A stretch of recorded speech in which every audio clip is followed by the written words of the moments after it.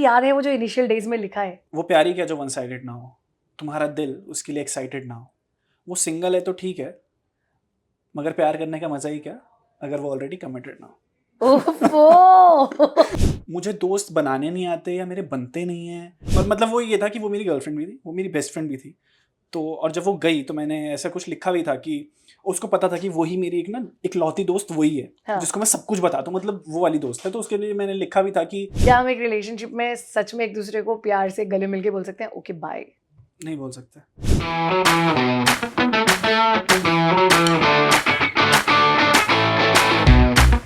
Alright, welcome to let's detox. मेरे यानी कि दिव्या के साथ ब्रांड न्यू एपिसोड, जिसे जब आप देखेंगे तो समझ जाएंगे कि the idea of making it detox is of course Divya talking as like detox, but also I think mind के डिटॉक्स के लिए ना good conversations are the best medicine.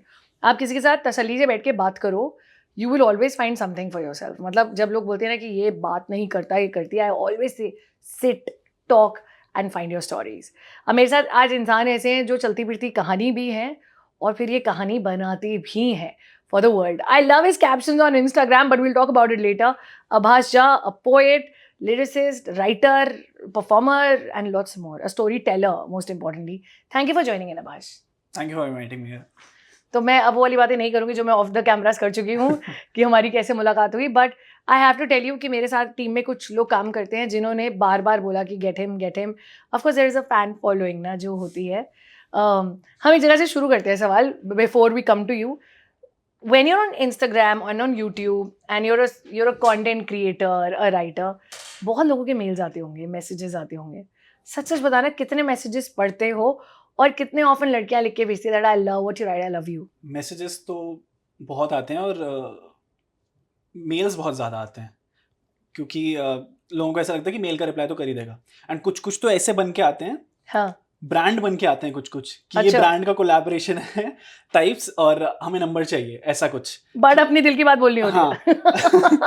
तो एक दो बार स्टार्टिंग में मेरे साथ ऐसा हुआ है हाँ, कि जब स्टार्टिंग में कुछ ऐसे अता पता नहीं होता, तो किसी लड़के का कोई आया था, वो एज अ ब्रांड अपने आप को दिखा रहा था कि हम इस ब्रांड से हैं एंड हमें आपके साथ कोलैबोरेशन करनी है, तो आपका नंबर मिल सकता है, ये वो बात करनी है। तो मैंने नंबर दे दिया।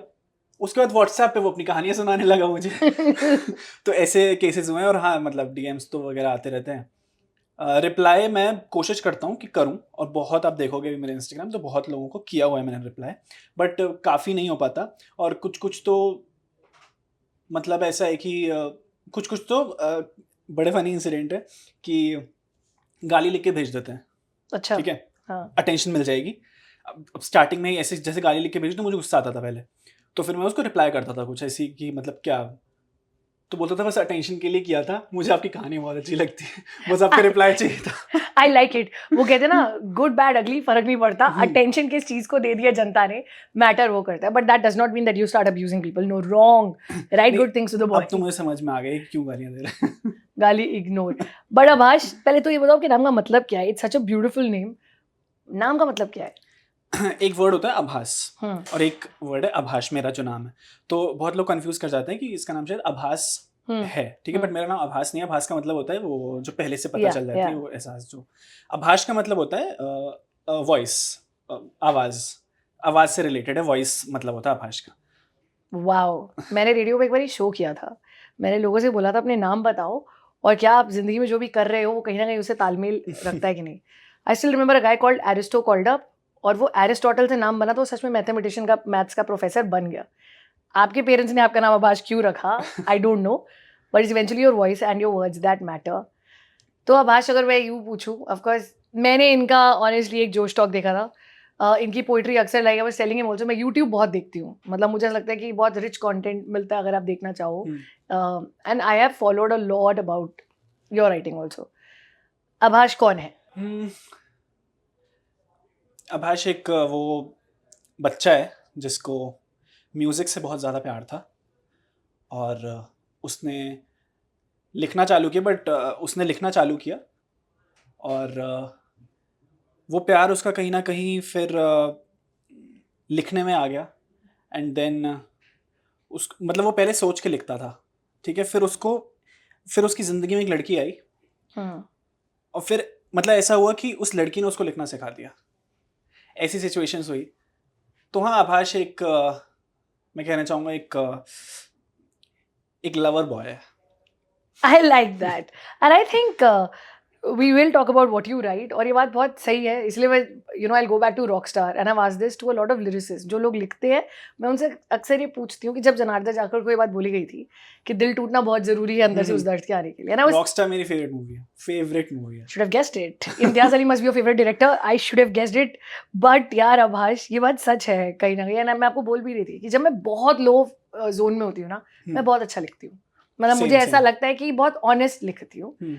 जहाँ मैं अच्छा फील कर रही होती हूँ जिंदगी में, मेरी राइटिंग जीरो हो जाती है। लाइक मेरे को मे बी मैं जोन नहीं पकड़ पा रही थी। I am not even a professional. आपने कैसे लिखना शुरू किया? तो मेरा लिखने का क्या था कि जैसे मैंने जोश टॉक्स में ही बताया था कि मैं बचपन से थोड़ा बहुत लिखता था। वैसे मतलब होता है ना कि बचपन में तुम राइम सुनते हो और वहीं से कहीं इंटरेस्ट बन गया था मेरा कि राइमिंग बहुत अच्छी लगने लग गई थी। तो मैं वही कैसेट लगा के सुनता था वो बच्चों की राइम्स। ठीक है, मैं बच्चा ही था तो मैं वैसे ही लिखता था, कुछ कैट बैट मैट करके राइम करके ऐसा कुछ लिखता था। एंड फिर मैं डायरी एंट्रीज लिखता था बचपन में, 7-8 साल का था। तो पापा को थोड़ी सी वो थी कि मतलब ये इसमें ज़्यादा जा रहा है। ठीक है, ठीक है, इसमें ज़्यादा जा रहा है। तो फिर मतलब पापा से मैं बहुत डरता था। तो उन्होंने एक बार ऐसा इंसिडेंट हुआ कि मतलब गुस्सा हो गया, उन्होंने डायरी फाड़ दी ऐसा करके कुछ। तो मैं बहुत सहम गया था और उसके बाद से तो ऐसा हुआ कि लिखना नहीं है, मतलब लिखने से डांट पड़ती है। तो लिखना छूट गया था उस टाइम से। फिर वही कॉलेज में एक इंसिडेंट हुआ कि सेकेंड ईयर में फ़ीस के लिए वो नहीं थे, मतलब फाइनेंशियल कंडीशन ख़राब थी थोड़ी। तो कॉलेज वालों ने बोला कि अब नहीं आ सकते इधर बिना फ़ीस के। तो बस उस टाइम पे क्या हुआ था कि कॉलेज ने एंट्री नहीं दी, तो मैं घर पे बैठ गया अकेला। ठीक है, अब सारे दोस्त कॉलेज जा रहे हैं। तो एकदम में वो हो गया था कि मतलब क्या फ्यूचर है मेरा। ठीक है, कॉलेज भी बीच में छूट गया, मुझे लगा ऐसा लग रहा था कि कॉलेज छोड़ना पड़ेगा बीच में। वो जो 2-3 महीने का टाइम पीरियड था जब मैं घर पे बैठा हुआ था, तो ऐसे ही दिमाग में वही चलता रहता था। फिर दीवारों को देख के, पंखे को देख के, मतलब अकेले कमरे में बैठा हूँ ना, तो इसी मतलब दिमाग ख़राब हो रहा था। तो मैंने वहाँ से लिखना स्टार्ट किया कि मतलब जो ढंग से लिखना मैंने स्टार्ट किया वहीं उसी सिचुएशन से आया, कुछ लिखा। एंड देन फिर क्या हुआ कि एक लड़की मेरे को बहुत अच्छी लगती थी उस टाइम पे। 2017 की बात है। एक लड़की बहुत अच्छी लगती थी, मैं स्कूल से ही। तो उसको मैंने, जब मैं कॉलेज में गया तो उसको मैंने ऐसे ही प्रपोज किया था और उसने मुझे रिजेक्ट कर दिया था। तो वो वन साइड लव वाली चीज़ थी। तो फिर मैं पागल हो गया। फिर मैं तो वन साइड लव के पीछे पड़ गया कि अब फिर वन साइड लव पे ही मेरा जो भी लिखता था ना, फिर वन साइड लव पे ही वो शिफ्ट हो गया।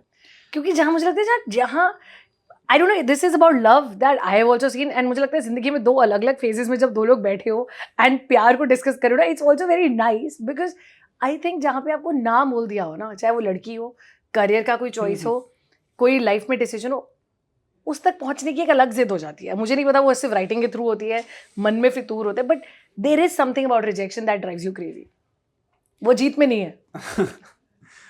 हाँ वही है फिर तो। और उसी टाइम पे ए दिल है मुश्किल भी आई थी, तो वन साइड लव वाला तो पूरा एकदम बूम कर गया था। तो शायद उसी की वजह से मेरी भी वीडियो, मैंने वन साइड लव पे एक वीडियो लिखी थी, एक पोइट्री लिखी थी, वो वीडियो शायद उसी चीज़ की वजह से कहीं लोगों ने बहुत कनेक्ट किया और वो वीडियो एकदम उठ गई वहीं पे।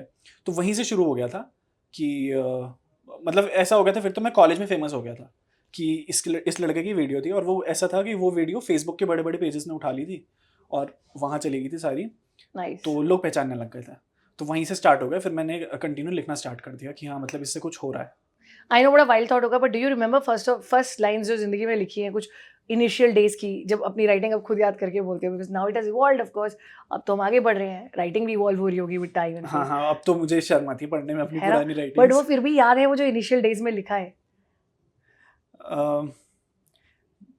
जैसे ऐसे लिखा था मैंने कि वन साइड लव पे जो लिखा था कि थोड़ा फनी उसमें लिखा था, थोड़ा फनी टेक करके कि वो प्यारी क्या जो वन साइडेड ना हो, तुम्हारा दिल उसके लिए एक्साइटेड ना हो, वो सिंगल है तो ठीक है, मगर प्यार करने का मज़ा ही क्या अगर वो ऑलरेडी कमिटेड ना हो।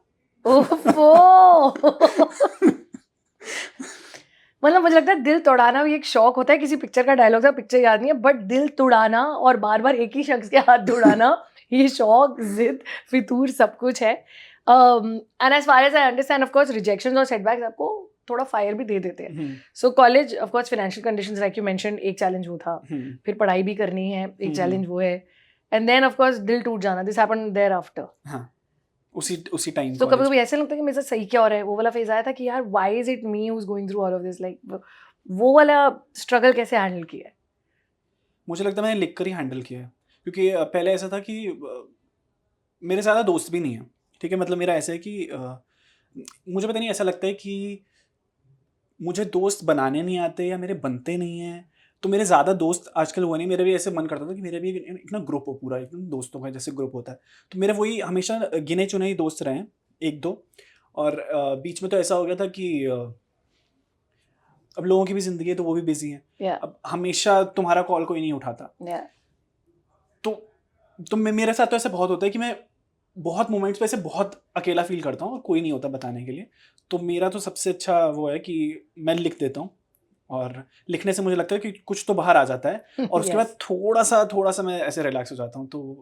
तो मेरे लिए तो लिखना एक थेरेपी जैसा काम करता है। So writing is therapy, writing is your best friend, writing is your companion, hmm, है ना? बिल्कुल। But Abhas, when you are also saying कि दोस्तों वाली चीज़ तो मैं बताऊँ, मुझे नहीं पता कि आज के ज़ोन में है, या I think the way we are living a life ऐसा है कि हमारे पास सोशल मीडिया पे लाखों लोग हैं, हाँ। पर हमारे दोस्त सच में क्वेश्चन पूछने वाला होता है कि हमारे पास क्या सच में दोस्त हैं? Hmm, hmm. And if I ask you, मतलब व्हाट इज फ्रेंडशिप, आप जिस तरह के लोगों से इंटरेक्ट करते हो, it's a very zillennial millennial crowd, क्या है दोस्ती और क्या ढूंढ रहे हैं हम दोस्ती में? आप क्या ढूंढते हो व्हेन यू से कि आई मैं don't have a lot of friends? हम क्या ढूंढ रहे होते हैं उस दोस्ती में? पता नहीं, मैं तो ये जैसे कि मैं साइलेंस शेयर कर सकूँ उसके साथ, कि हम बैठे हुए हैं और ऑकवर्डनेस ना हो, शांत भी बैठे हुए हैं तो ऑकवर्डनेस ना हो, और कोई भी बात कर सकूँ, और सामने अगर जिसके मैंने मतलब मेरा एक भी आँसू गिर गया और वो हँसा नहीं या फिर वो हँसी नहीं या फिर उसने ऐसे सँभाला, तो वो दोस्ती है। और ये मेरे को एक ही के साथ फ़ील हुआ है अभी तक, जो वो अभी जो मेरी मतलब एक्स तो कहूँगा, मतलब एक्स मैं मानता ही नहीं हूँ। पता नहीं, अभी तक मेरे को Yeah. लगता है कि वो शायद वापस आ जाएगी। तो एक उसी के साथ हुआ है मेरा ऐसा कनेक्शन, और मतलब वो ये था कि वो मेरी गर्लफ्रेंड भी थी, वो मेरी बेस्ट फ्रेंड भी थी। तो और जब वो गई तो मैंने ऐसा कुछ लिखा भी था कि उसको पता था कि वही मेरी एक ना इकलौती दोस्त वही है, हाँ. जिसको मैं सब कुछ बताता हूँ, मतलब वो वाली दोस्त है। तो उसके लिए मैंने लिखा भी था कि तुमसे कहा था एक तुम ही मेरी इकलौती दोस्त हो, मेरा कोई नहीं है तुम्हारे सिवा। अब जब से तुमने मिलना बंद किया है, देखो मैं तब से खुद से भी नहीं मिला। उफ उफ, तो अपनी राइटिंग पढ़ के इमोशनल होते हो? Because if I hear this, मैं यही बोल रही थी शुरू में कि जब कोई वर्ड्स वीव कर देता है ना, कई बार आप जो फील कर रहे हो वो कोई और कह देता है ना? सिचुएशन सबकी अलग हुई है, आई एम श्योर इस रूम में भी 4-5 जो हम लोग बैठे हैं, आपकी इन 4 लाइंस के साथ किसी ने कहीं ना कहीं रिलेट किसी ने हर किसी के दिमाग में एक चेहरा आ गया होगा, हाँ, चाहे वो स्कूल का हो, चाहे कॉलेज का कुछ हो, भी। आज का हो, कल का हो, या आने वाला हो। But do you get emotional reading your own parts कभी-कभी, एंड यू आर लाइक यार क्या महसूस कर रहा था मैं, खुरेद देते हो अपने को ही, कई बार ऐसा होता है? होता है, और कभी कभी तो ऐसा होता है कि मेरी बहुत पुरानी राइटिंग है जो मैं भूल भी चुका हूँ अभी। तो कभी कभार मैं रील स्क्रॉल करता रहता हूँ, मेरी वही किसी दूसरे पेज ने कोई डाल रखी है और मेरी ही आवाज़ मुझे सुनाई दे जाती है रात को। तो फिर मेरे को एकदम से हिट होता है कि अबे यार, ये क्या Yeah. लिखा था मैंने। Yeah, अबे यार मोमेंट, एंड देन हाँ। you realize somebody else, उसने उसको और भी किसी अपने टफ सिचुएशन पे उस पोइट्री को लगाया, and you realise okay. But heartbreak कैसे हैंडल किया है, और ऐसा कैसे है that what was so painful about it कि वो राइटिंग से ही बाहर आया है? You could not say it, मतलब मैं जितना समझ रही हूँ, क्योंकि मैं आपके पेज को और आपकी टॉक्स को देख के भी ये चीज़ समझी हूँ that heartbreak really hit you. सबको तोड़ता है कहीं ना कहीं, और सबका अपना तरीका है। हाँ, सबका कोई ट्रैवल करेगा, हाँ, कोई रिबाउंड रिलेशनशिप में चला जाएगा, वो भी होता है, और कई लोग उसको ठीक करने की कोशिश करते हैं। ये how was writing helping you, and how did you, बहुत लोग देखेंगे because heartbreak is everybody's, सबका दिल टूटता है, सबका। कैसे हैंडल कर रहे हो, कैसे हैंडल करना चाहिए मे बी आज के टाइम में? जिनका ब्रेकअप हुआ है मेरे दोस्तों में, मैंने उनसे पूछा था कि तुमने क्या किया, तो एक ने बोला डेटिंग ऐप इंस्टॉल कर ले, हो जाता है move I on. Agree, I agree. एक ने कहा चल उधर चलते हैं क्लब वगैरह में, ठीक है। मेरे से हुआ ही नहीं कुछ भी मन ही नहीं किया एक तो फिर वही बात आ गई कि मैं लिखने ही बैठ गया। और ये वो वाली बात है जब जैसे कि मेरा ब्रेकअप हुआ था अभी लास्ट दिसंबर में, तो वो जो जनवरी और फरवरी वो जो 2 महीने थे, मतलब बहुत ही ज़्यादा टफ। तो ऐसा था कि मैं रात को ना रोता था और मुझे पता ही नहीं चलता था कि मैं रोया हूँ। सुबह तक मुझे भूल गया हूँ कि मैं रोया हूँ, मतलब एकदम अजीब सी सिचुएशन। और Yeah. मतलब अभी भी मुझे लगता है कि मैं मूव ऑन अभी पूरा नहीं कर पाया, और वो पूरा प्रोसेस है वो पूरा। लेकिन ऐसा है कि मेरे को एंग्जाइटी नहीं हुई, मेरे को पैनिक अटैक्स नहीं आए, जैसे मैंने अपने दोस्तों से पूछा तो उनको आए थे, तो मैं इसके लिए ग्रेटफुल हूँ। और मुझे इसका दुख नहीं है कि उसने मुझे छोड़ा, ब्रेकअप किया। मुझे इसका ज़्यादा दुख है कि वो मुझे आखिरी बार ना मिली नहीं। मैंने उससे बोला Yeah. कि मिल के बात करते हैं, उसने फ़ोन पे ही ब्रेकअप किया मुझसे। मैंने कहा नहीं, मुझे मिल के मतलब बात करनी है। तो उस बात का ज़्यादा दुख नहीं है कि उसने ब्रेकअप किया, इस बात का ज़्यादा दुख है कि मतलब उसके अंदर इतनी भी हिम्मत नहीं थी कि वो मतलब, और ऐसा था, और मुझे भी Yeah. लगता है कि शायद ऐसा था कि वो ना झूठ नहीं बोल पाती थी। Yeah. मैं पकड़ लेता था उसको, उसकी फेस एक्सप्रेशन और ये आंखें ना बता देती थी कि वो झूठ बोल रही है। तो शायद इसीलिए उसने मतलब मुझसे मिली नहीं, कि मतलब ऐसा होता कि वो शायद वापस आ जाती मेरे पास मुझे देख के। पता नहीं क्या, और उसको क्यों छोड़ना था, उसने अभी तक मुझे साफ रीज़न नहीं पता है। Yeah. तो वो रीज़न मुझे जानना था और मुझे जानना है, और अब तो बहुत मुश्किल हो गया है, क्योंकि अब उसका एड्रेस चेंज हो गया, मुझे उसका एड्रेस नहीं पता, तो मैं उसके घर भी नहीं जा सकता। Oof. Oof. और उसने ब्लॉक कर दिया, तो कोई कांटेक्ट नहीं है। तो मेरा तो लिख कर ही मतलब कभी कभी बहुत गुस्सा आता है उसके ऊपर, कभी कभी बहुत ही प्यार आने लगता है, Mm. लेकिन नफरत नहीं हो पाती। तो मैं ना ऐसे ही लिखता रहता हूँ कुछ भी। तो और मैं कोई वो नहीं लिखता कि मतलब मैं कोई शायरी लिख रहा हूँ, कोई नज़म लिख रहा हूँ, मेरे को ये सब नहीं आता, कि इतना मेरे को प्रोसेस नहीं पता। तो Yeah. मैं जो भी लिखता हूँ ना, बस लिख देता हूँ, और बहुत सिंपल सा होता है, वो कुछ भी नहीं होता ज़्यादा, बस बहुत सिंपल सा होता है। वो कहानी होती है, मैंने हाँ। देखा है, बिकॉज आपकी 4 लाइन कहानी कह देती है। तो बस वही लिखता हूँ, और तो बस ऐसा लगता है मुझे कि हाँ, उसी को सुनता हूँ, फिर बाद में तो याद आती है फिर। तो बस ऐसा लगता है कि हाँ, थोड़ा सा दुख कम हुआ है, पर फिर कुछ ऐसा कभी कभार ऐसा होता है कि हिट कर जाता है बहुत ज़्यादा ना। Yeah. याद Yeah. हो कि आपको याद नहीं आती, आपको याद हो कि झटके आते हैं कभी कभी। Yes. एकदम ही। Yes. तो एक बार क्या हुआ था कि दिसंबर के बाद ही ना, जनवरी में मैं उधर मनाली गया हुआ था, तो उधर स्नोफॉल पड़ने लगी। Mm. तो मेरा इतना मन किया कि उसको वीडियो कॉल करके दिखाऊं। ठीक है, मतलब ऐसे ही था हमारा, तो सब फोटो वोटो भेजते हैं, कुछ भी हो रहा है तो उसको वीडियो कॉल करके दिखाऊं। पर फिर याद आया कि यार दिखा नहीं सकते, बात नहीं होती। तो उस टाइम पे ऐसा मतलब वो पेन ना, वो एक्सप्लेन नहीं कर सकते, वो हेल्पलेसनेस होती है, बहुत ज़्यादा। बहुत बेचारित होती है। And I think anybody would watch this ना, आवाज में बोल सकती हूँ कि लाइफ के अलग अलग फेज, एज, मोमेंट और सिचुएशन में हमने ये हेल्पलेसनेस महसूस की होगी, वेयर यू वांट कि मैं बस अभी 1 सेकंड के लिए बात कर सकूं, दैट 1 सेकंड बस एक बार हो जाए, वो दैट एक बार never comes, and that's so painful. अब मुझे लगता है इवेंचुअली शायद से ठीक हो जाएगा सब कुछ। हाँ, मतलब हाँ। ऐसा तो नहीं है कि भूल तो नहीं पाता कोई भी ऑब्वियसली, बट याद आना कम हो जाती है, बंद हो जाती है। तो हाँ, मुझे लगता है कि इवेंचुअली मैं कर जाऊँगा, लेकिन अभी उसी प्रोसेस में हूँ। लेकिन एक अच्छी बात है मेरे अंदर कि मैं अपना कोई रूटीन नहीं छोड़ता हूँ, चाहे कोई भी सिचुएशन आ जाए। मेरे को जिम जाना, मैं जिम जाऊँगा, मेरे को काम करना, मैं काम करूँगा।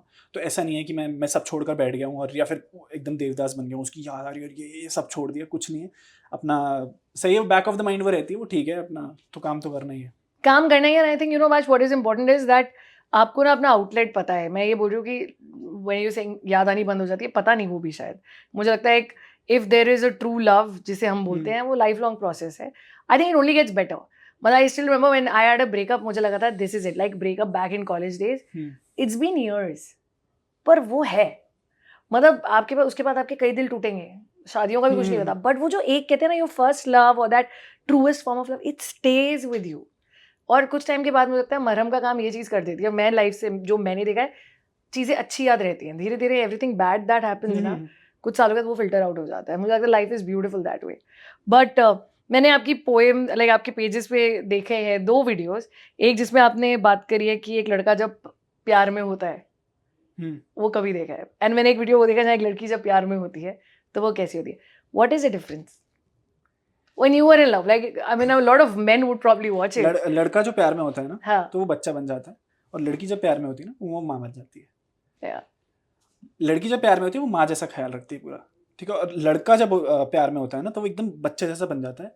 तो जैसा जैसा मैं लड़कों के साथ हूँ ना, एकदम वैसा, जैसी वो आएगी ना सामने, तो मैं एकदम बच्चा सा बन जाऊँगा कि अब तू ही ख्याल रख मेरा, ठीक है। और लड़की बन जाती है माँ, वो ख्याल रखती है। तो मुझे याद है वो खाना खिलाती थी मुझे हाथ से, उसको अच्छा लगता था, मेरे को अच्छा लगता था उसके हाथ से खाना। तो वैसा एक्चुअली बहुत डीप बात है ये, पर ये फैक्ट है। आप ही के वीडियो के नीचे ना मैंने किसी का, I think one of your videos, उसके नीचे किसी ने कमेंट किया था कि like he said all good things about you, I am assuming it's a he, मैं समझ नहीं पाई, बट उसने ये चीज़ लिखी थी कि घोस्टिंग बड़ी ख़राब चीज़ होती है। पर मैं आपसे पूछूंगी, क्या अगर आप आखिरी बार भी किसी को मिलो, क्या आपको लगता है सच में क्लोजर मिल जाएगा? क्या हम एक रिलेशनशिप में सच में एक दूसरे को प्यार से गले मिल के बोल सकते हैं ओके बाय? नहीं बोल सकते। हमेशा एक वापस आने की उम्मीद रहती है। हम मिलना भी इसीलिए चाहते हैं कि कहीं ना उसको फील हो और वो वापस आ जाए, वो रुक जाए। वो रुक जाए। या फिर अगर वो जा चुका है और हमें फिर से उसको मिलना है तो वो वापस आ जाए बस किसी तरह से। तो हम इसीलिए मिलना चाहते हैं। क्लोजर तो नहीं मिलेगा, क्योंकि तुम जिससे प्यार करते हो ना, तुम उससे मूव ऑन कर ही नहीं सकते। तो वो प्यार तो तुम्हारे साथ ही खत्म होगा, क्यों? अगर वो पहले खत्म हो गया तो प्यार था ही नहीं। Listen, I was not ready to talk about love so much and I realized suddenly कि love अपने में एक इतना vast universe है, it's never ending. किस तरह की messages लोग आपको लिखते हैं looking at your stories? I mean, आपकी एक certain TG है, which I believe, है ना? Mostly, what do people write to you about? खालीपन तो है लाइफ में सबके। मुझे लोग अपनी कहानियाँ भेजते हैं कि मेरे साथ ऐसा हुआ, या फिर मुझसे लोग एडवाइस लेना चाहते हैं कि मेरे साथ इसने ऐसा किया तो अब मैं क्या करूँ इस सिचुएशन में, बहुत परेशान हूँ। या फिर ऐसी रैंडम लोग ये बोलते हैं कि आपने हमारे दिल की बात कह दी, कि ये तो मैं उससे कहना चाह रहा था और मुझे समझ में नहीं आ रहा था कैसे कहूँ, आपके थ्रू अब मैं कह सकूँगा। तो ऐसे ऐसे मेरे को मैसेजेस लोग करते हैं और कहानियाँ मेरे को बहुत भेजते हैं कि मेरी कहानी पे एक प्लीज़ स्टोरी लिख दो, कुछ बना दो तो मेरे को अच्छा लगेगा, ऐसा सा कुछ। But it helps you also, right? आपकी राइटिंग के लिए भी तो आपको यार, I mean, how do you write, कैसे, how do you process it? I understand situation से निकलते ideas, there is no doubt about it, but otherwise I mean, जैसे कल I saw, because everybody is been talking about this whole women thing, ज़रूरी भी है इस वक्त, और जितना ज़रूरी आवाज़ उठाना है उतना ही ज़रूरी मर्दों का, आदमियों का, you know, men should talk, वो बहुत ज़रूरी है। I love the video that you made. आपके आइडियाज़ कैसे आते हैं? How do you sit and think कि अच्छा अब मुझे लिखना है? What is your motivation to write? जैसे जब बहुत लो फील हो रहा है तब तो बहुत आसान है लिखना, कि वो तो आ गया अंदर से, वो तो बह गया, फिर फ्लो में लिख दिया। लेकिन जब जैसे किसी पर्टिकुलर टॉपिक पे लिखना है तो फिर उसके लिए सोचना पड़ता है थोड़ा सा। It's not easy. मुझे ऐसा लगता है कि अगर कोई स्टोरी टेलर अच्छा है वो आपको पकड़ के भी रखेगा, like he is. You are brilliant performer, आप स्टेज पे बहुत परफॉर्म करते हो। Some of them because I have seen, क्योंकि मैंने कहीं ना कहीं एसोसिएट रही हूँ, तो आपका नाम तब भी उठा था। So I went to host one of the events where a lot of people mention your name. ज़्यादा पुरानी बात नहीं है। पहला स्टेज परफॉर्मेंस याद है जब स्टेज पे गए थे आप? बहुत अच्छे से याद है। उसमें तो ओपन माइक हो रहा था, वो ओपन माइक था, मैंने रजिस्टर किया था, नाम आ गया था उसमें। तो 4 बजे पहुंचना था और मैं 3:30 बजे तक घर पे ही था और मैं लेट हो गया था। तो भागा गया, ऐसे बस में गया था, तो ऐसे पूरा ना पसीने से भीगा हुआ था। तो मुझे लग रहा था अभी मेरा नंबर ना आ जाए, क्योंकि अभी तो बहुत ही ख़राब हालत में हूँ। तो ठीक है, नंबर नहीं आया, और मतलब 4 बजे मैं गया था और 6 बजे मेरा नंबर आया। उसमें क्या होता है कि ओपन माइक में जैसे जो स्लॉट्स है, जो 36 लोग बैठे हुए थे टोटल, और उसमें क्या हो रहा था कि लोग जो थे ना वो अपनी परफॉर्मेंस करके जा रहे थे, अपनी परफॉर्मेंस कर ली और जा रहे, किसी का सुन नहीं रहे। तो जब तक मैं स्टेज पे पहुंचा तब तक कुछ बहुत कम लोग बचे हुए थे उसमें, मतलब कुछ ऐसी 5-6 लोग बचे हुए थे। तो मैं घबराया हो तो वैसे ही था। अब स्टेज पे तुम कभी भी जाओ, अभी भी मैं जाता हूँ तो थोड़े से तो पैर ऐसे कांपते हैं, फिर थोड़ा टाइम लगता है रिलैक्स होने में। तो मैं गया और मैंने परफॉर्म किया, मेरे पैर कांप ही रहे थे, मैंने परफॉर्म किया, यही परफॉर्म किया था मैंने, वो प्यारी का वन साइड ना, ऐसी कुछ। तो लोगों को मजा आया बड़ा। तो मुझे नहीं पता था कि ये वीडियो उठ जाएगी या कुछ भी इस वीडियो का होगा, क्योंकि एक तो सारे लोग भाग ही चुके हैं, ठीक है, कोई मतलब ऐसा था नहीं, तो डर तो बहुत लग रहा था। पहली वीडियो शूट हो रही थी एक तो। फिर जब वो वीडियो आई मैंने देखा और मेरे घर में सबने देखा, तो मेरे घर में लोगों ने बोला तो मतलब तूने ऐसे बोला कैसे, तू तो एकदम कॉन्फिडेंट लग रहा है। मैंने बोला अंदर से पूरी फटी पड़ी थी। अब पैर तो अभी भी कांपते हैं स्टेज पे जाने से पहले, पर वही है, वो जो स्टार्टिंग के 2 मिनट होते हैं ना, उसमें जैसे तितलियां कूदती हैं, उसके बाद वो सेटल हो जाती है, बैठ जाती है। जैसी ऑडियंस देख ली ना, ऑडियंस की ऐसे ताली सुन ली, तो फिर लगता है कि हाँ अब, you know, I like he's being honest and I think it's the best thing that he's just mentioned. Well, that's the secret coming from the best person. कभी ठीक है, secretly शुरू करो and then show the world who you are. Abhash, thank you आने के लिए, जुड़ने के लिए, एक्सेप्ट करने के लिए, you know, to be here on the couch. मुझे बड़ा अच्छा लगा यार बात करके। मुझे बड़ा मजा आया।